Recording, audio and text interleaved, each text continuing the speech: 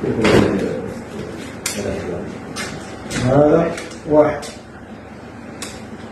2 3 4 5 السلام عليكم ورحمة الله وبركاته ውድ ቤተሰቦቼ ሁላችሁንም ሰላም ብያለሁም ቪዲዮውን ሙሉን እጋብዛችኋለሁ የጅዳ ቆንስላ ታሪክ ሰርቷል እህታችንን ለበርካታ አመታት ሸጠዋት አረቦቹ ማለት ነው ሸጠዋት በነጣ ስታገለግላቸው ነበር ዛሬ ግን የጅዳ ቆንስላ ከአላህ በታይ ደርሶላት ለብዙ አመት በነጣ ሲሰራ የነበረውን ሙሉ በሙሉ ብሯን አስመልሰውላታል ስንት ብር ተመለሰላት ስንት አመት የሚለውን ሁሉንም በዝርዝር እነግራችኋለሁ መጨረሻ ላይ ደግሞ የሊስምባሲ ጉዳይም አዲስ መረጃ አለ እሱንም አካትላችኋለሁ እንዲሁም መግቢያው ላይ ያያችሁትን ቪዲዮ ሙሉ በሙሉ እጋብዛችኋለሁ እንደዚህ በር ተዘግቶባቸው ያሉ በርካታ እህቶቻችን ሊኖሩ ስለሚችሉ ይሄን ቪዲዮ ሼር ያደረጋችሁ ምናልባትም የጅዳ ቆንስላ ኢሜይላቸውንም ስልክ ቁጥራቸውንም ፔጃቸው ላይ ገብቼ ስለማሳያችሁ ለተዘጋባቸው እህቶቻችን እንዲደርስ ሁላችሁም ሼር ላይክ አድርጉት ማለት ነው ጽሁፉን ላንብብላችሁ ከዛ በኋላ ወደ ቪዲዮ እናልፋለን በጅዳ የኢፌድሪ ቆንስላ ጽፈት ቤት ከአሲር የኢትዮጵያን ኮሚኒቲ ማህበር ጋር በጋራ በመሆን ባደረጉት ጥረት ለረጅም ጊዜ ያልተከፈለ ደሞዝ የነበራትን ዜጋ መብት እንዲከበር ተደረገ ይላል ማለት ነው ጅዳ ነሐሴ 19 ቀን 2018 ዓ.ም ወይዘሪት ህይወት አረጋጋኝ የተባለች ኢትዮጵያዊት ዜጋ ከአንድ አሰሪ ወደ ሌላ አሰሪ በመዛወር በ22500 የሳውዲ ሪያል ተሸጣ ልብ በሉ ተሸጣ ነው እንስሳ ይመስል ተሸጣ ስታገለግል የቆየች ሲሆን ተሰራበት የነበረው አሰሪም ደሞዟን ለመክፈል ፈቃደኛ ባለመሆኑ ቆንስላ ጽፈት ቤቱ ከኮሚኒቲ ማህበሩ ጋር በመሆን የዜጋችንን መብት ለማስከበር ለረጅም ጊዜ ክትትል ሲያደርግ ቆይቷል ይላል ማለት ነው የብሩ መጠን በጣም በርካታ ብር ነው ሸጠዋት ነበር በጣም የሚያሳዝነው ማለት ነው ቪዲዮውንም ስታዩት በጣም ታዝናላችሁ በሂደቱም የአሲር የኢትዮጵያን ኮሚኒቲ ማህበር ጉዳዩን ለአንድ አመት ያህል ከፖሊስ ጣቢያ እስከ ፍርድ ቤት ድረስ በጽናት የተከታተለ ሲሆን ከሰባት የፍርድ ቤት ቀጠሮዎች ሂደት በኋላ ያልተከፈለ ደሞዝ 54000 የሳውዲ ሪያል ለዜጋችን እንዲከፈል ተደርጓል ይላል ማለት ነው ቆንስላ ጽፈት ቤቱ በዜጎች ላይ የሚደርሱ መሰል የመብት ጥሰቶች ተገቢውን ፍትህ እንዲያገኙ ለማድረግ ያለውን ጽኑ ቁርጠኝነት እየገለጸ የአሲር ኢትዮጵያን ኮሚኒቲ ማህበረሰብ ዜጎች መብት ለማስከበር ላደረገው ያላሰለሰ ጥረትና ብርቱ ክትትል ቆንስላ ጽፈት ቤቱ የላቀ ምስጋናውን ያቀርባል ይላል ማለት ነው ቪዲዮም አለ ቪዲዮውን ከማነብላችሁ ቆይ ሌላ ቪዲዮ ራሱን ብቻውን ጋብዛችኋለሁ ቪዲዮውን ማለት ነው አንዳንድ ኮሜንተሮች ሀዲያ ነው ያለው ነገር መጀመሪያ በስነ ስርዓት ደሞዟን በከፈላት ነበር ይላል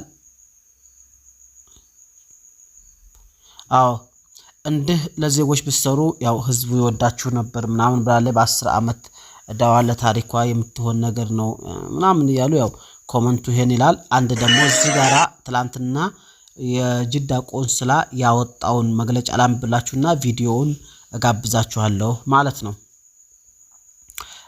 ቀን ነሐሴ 18 ቀን 2018 በዚህ አጋጣሚ ትላንትና ሰራበታለሁ ይያልኩኝ ያው ሳልሰራበት ቀርቻለሁ ማለት ነው ማስተዋቂያ ይላል ሐሙስ ቀን 21 2018 ዓ.ም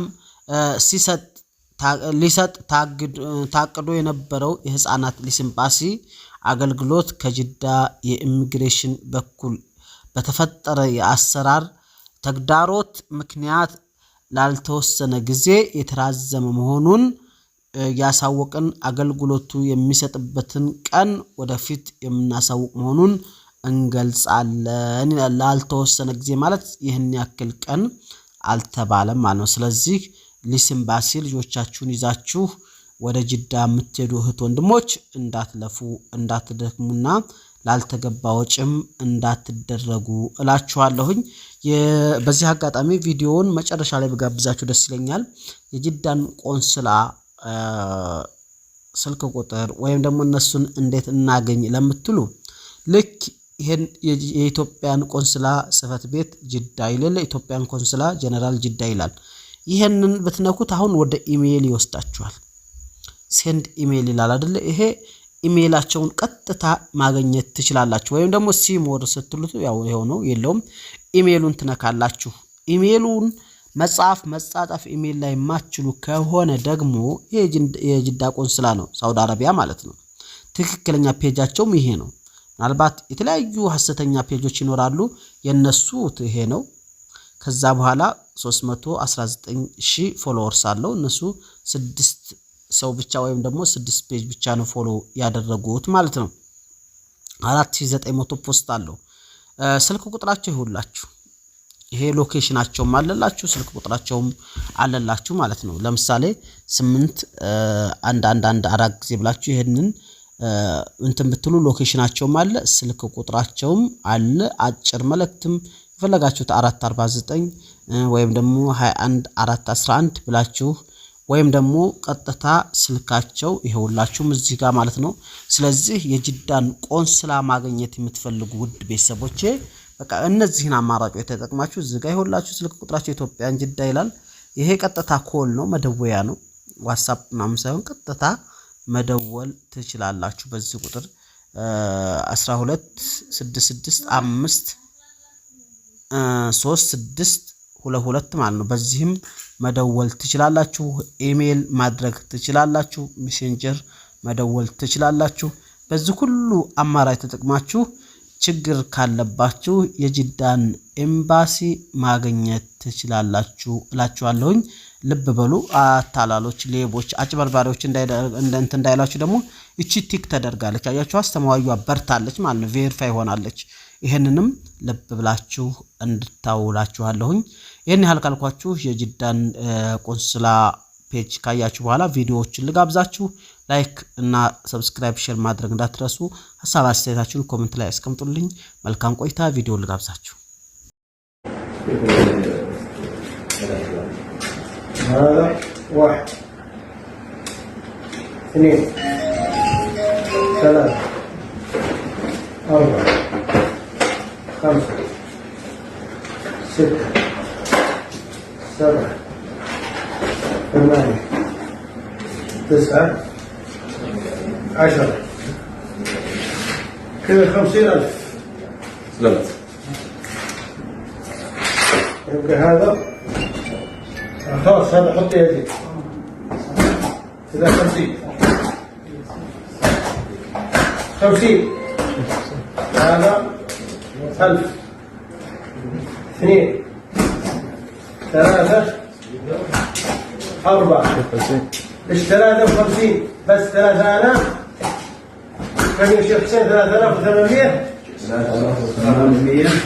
3872 باقي هذا زيادة فوق 200 ريال هدية، يعني كله 54,000. سلامت. ما شاء الله. تمام. ما شاء الله تبارك الله. جزاك الله خير. جزاك الله خير. الله يرضى عليك. الحمد لله. خلاص.